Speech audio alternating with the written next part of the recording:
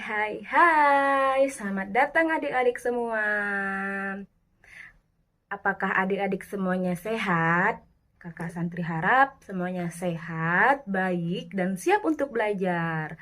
Nah, di pertemuan kita yang sekarang, kita akan membahas tentang tema 6, subtema 1, aku dan cita-citaku. Apakah kamu pernah membayangkan akan menjadi seseorang apa di kemudian hari? Apakah hal yang kamu bayangkan itu sebuah kegiatan atau sebuah pekerjaan? Apakah kamu pernah membayangkan kelak akan mengajar menjadi seseorang pilot, arsitek, dokter hewan, atau pekerjaan seni?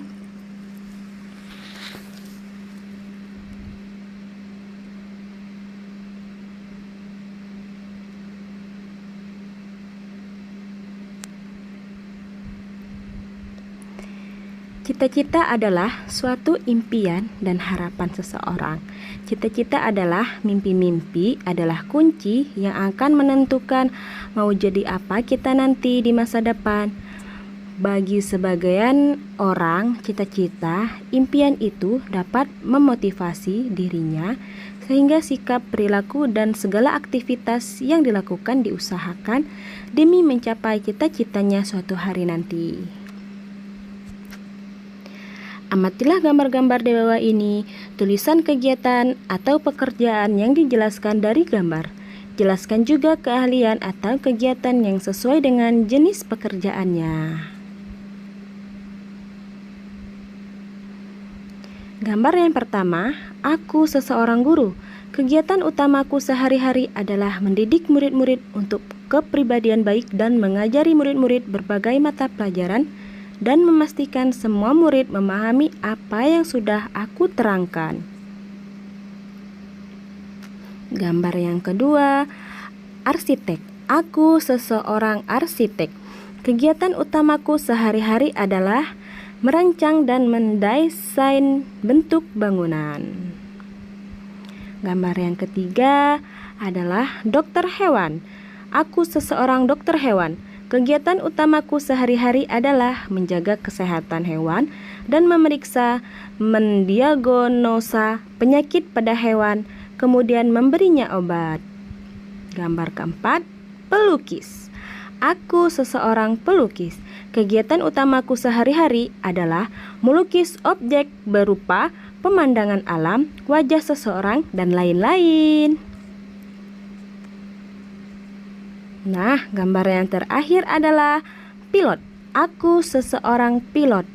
Kegiatan utamaku sehari-hari adalah mengemudikan pesawat terbang untuk mengantarkan penumpang dari satu ke tempat satu yang lain.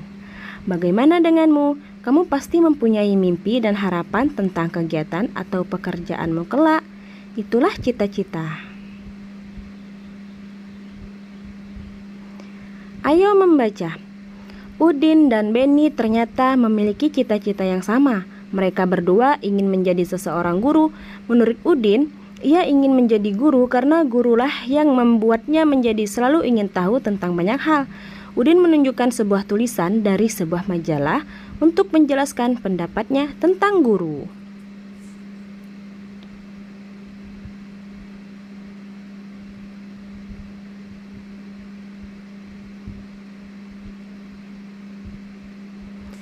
Bacalah teks yang ditemukan Udin berikut. Cita-citaku. Anganku melayang ke masa depan. Aku ingin menjadi seseorang guru. Guru adalah pejuang ilmu di garis depan. Guru tanpa pamrih berbagi ilmu. Aku akan berusaha mencapai cita-cita. Takkan lelah aku mencari ilmu. Takkan aku berpangku tangan saja demi tercapainya cita-citaku. Ciri-ciri puisi. Yang pertama, ada judul. Yang kedua, terdapat bait terdiri beberapa kalimat. Yang ketiga, keteraturan bunyi vokal. Yang keempat, menggunakan kata-kata indah.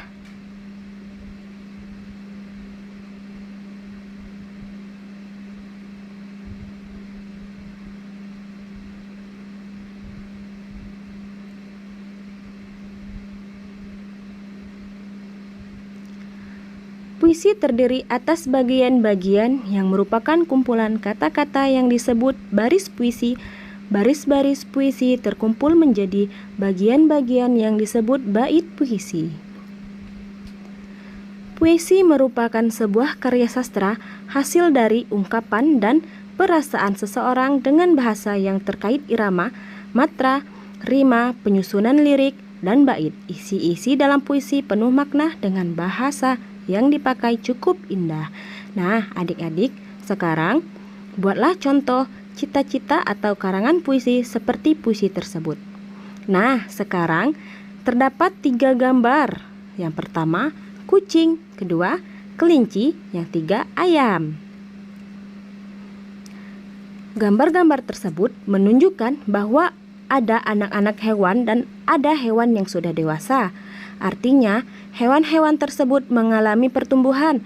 Ada tahapan-tahapan yang dilalui oleh hewan itu. Dari anak-anak hewan menjadi hewan dewasa. Ayo mencari tahu tahapan-tahapan pertumbuhan hewan. Kita akan mencari tahu ya adik-adik. Semua makhluk hidup mengalami pertumbuhan dan perkembangan. Hewan dan manusia mengalami beberapa tahapan pertumbuhan. Dari perkembangan dalam kehidupannya, tahapan pertumbuhan dan perkembangan hewan membentuk sebuah siklus hidup atau daur hidup. Hewan mengalami tahapan pertumbuhan dan perkembangan yang berbeda-beda. Ada jenis hewan yang mengalami perubahan bentuk di setiap tahap hidupnya. Namun, ada pula hewan yang tidak mengalami perubahan bentuk pada setiap tahapnya selain bertambah besar saja. Hewan yang mengalami perubahan bentuk dalam siklus hidupnya berarti mengalami metamorfosis. Sedangkan hewan yang tidak mengalami perubahan bentuk dalam siklus hidupnya berarti tidak mengalami metamorfosis. Mengerti adik-adik sampai di sini? Nah, di antara hewan yang mengalami metamorfosis, ada hewan yang mengalami perubahan bentuk pada setiap tahapnya. Ada juga yang tidak. Hewan yang mengalami perubahan bentuk pada setiap tahapan pertumbuhan dan perkembangannya dinamakan mengalami metamorfosis sempurna. Sedangkan hewan yang mengalami perubahan bentuk hanya pada beberapa tahap tumbuhan kembangnya dinamakan mengalami metamorfosis yang tidak sempurna. Kesimpulan dari tahap siklus hewan adalah hewan dalam perkembangan dan pertumbuhannya memiliki 2 jenis siklus hidup, yaitu siklus hidupnya mengalami metamorfosis dan siklus hidupnya tidak mengalami metamorfosis.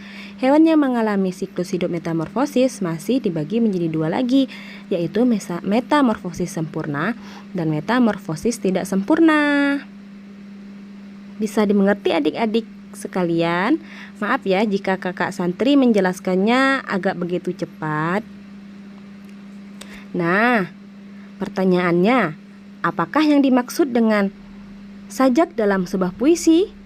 Yang 2, apakah yang dimaksud metamorfosis sempurna? Yang ketiga, berikan 3 contoh hewan yang mengalami metamorfosis tidak sempurna. Bisakah adik-adik menjelaskan atau menyelesaikan pertanyaan tersebut?